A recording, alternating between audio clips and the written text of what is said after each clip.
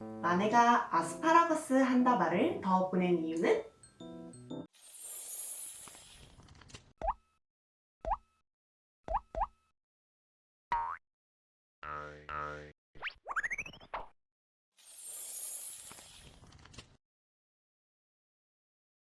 안녕하세요, 애용쌤입니다.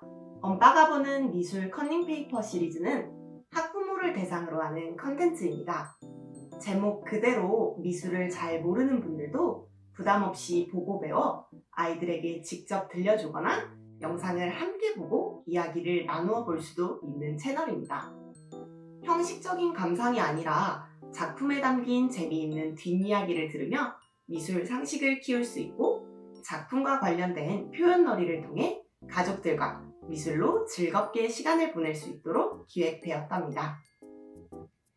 어른들도 궁금한 미술 이야기, 아이들에게 질문하면 눈이 반짝 빛나면서 예술에 대한 관심이 깊고 넓어지는 기회가 될 거랍니다. 엄빠가 보는 미술 커닝페이퍼 1편은 산뜻한 채소 한 다발이 그려진 작품으로 시작해볼까 해요. 이 그림은 에두아르 마네의 아스파라거스 다발입니다. 마네는 이 작품을 컬렉터 샤를 에프루시에게 팔게 됩니다. 하지만 마네는 며칠 뒤 이 작품을 에프루시에게 다시 한번 보냅니다. 처음 보낸 아스파라거스 다발과는 다르게 아스파라거스 달랑 한 줄기가 그려져 있는데 과연 그는 왜 이 그림을 한 장 더 그려 보낸 걸까요? 사실 처음에 에프루시는 800프랑을 주고 그림을 구매하기로 했는데 그림이 꽤나 마음에 들었는지 마네에게 1000프랑을 주고 그림을 사옵니다. 이에 마네는 고마운 마음이 들어 아스파라거스 한 줄기를 그리고는 편지에 아니 글쎄 자네에게 보낸 아스파라거스 다발에 한 개가 탁자에 떨어져 있었지 뭐야 라고 써보냅니다. 소박하고 재치 있는 마네의 성격이 잘 드러나는 이야기죠. 마네는 피리 부는 소년이나 풀밭 위의 점심 식사 같은 작품들로 유명한 프랑스 화가입니다. 법관의 아들이었던 그는 아버지의 주장으로 법조인이 될 뻔하지만 끝까지 자신의 꿈을 잃지 않고 노력한 끝에 화가가 되게 됩니다. 물론 처음부터 스타 화가가 되었던 것은 아니에요. 어떻게 옷을 벗은 사람을 그릴 수 있냐는 비난과 더불어 기존의 회화를 비웃는 듯이 자유롭게 그린 화풍 때문에 풀밭 위의 점심 식사나 올랭피아 같은 작품은 작품을 망치려는 사람들이 줄을 서 있을 정도여서 지키는 사람들이 서 있기도 했어요. 한마디로 고상한 예술계에 감히 이런 도전적이고 반항적인 작품을 내다니 라는 비난을 받은 거랍니다. 독특한 화풍과 기법으로 미술계의 주목을 한눈에 받은 마네는 비난에 굴복하지 않고 그만의 멋진 미술 세계를 이어갑니다. 이러한 의지를 통해 발코니, 나나와 같은 대작들이 탄생하게 되지요. 그의 혁신적인 표현법은 인상주의의 탄생으로 이어지게 되고 인상파의 아버지라는 별명도 붙게 됩니다. 물론 그는 자신은 인상파가 아니라며 선을 긋긴 했지만요.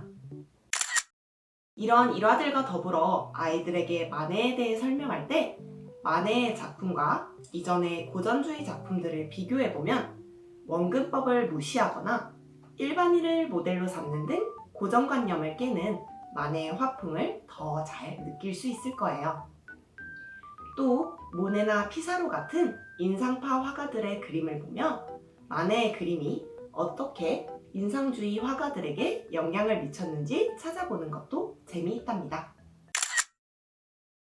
마네 작품을 그냥 감상만 하고 넘어가면 재미없죠. 아이들과 마네의 작품을 통해 집에서 할 수 있는 미술놀이 활동 2가지 아이디어를 말씀드리겠습니다. 첫 번째는 마네의 구도 재현해보기입니다. 이 작품은 마네가 죽기 전 최후의 작품 폴리 베르제르바입니다. 이 그림은 최근까지도 많은 의문과 비난을 받았는데요. 그 이유는 그림의 구도가 사실적이지 않다는 것입니다.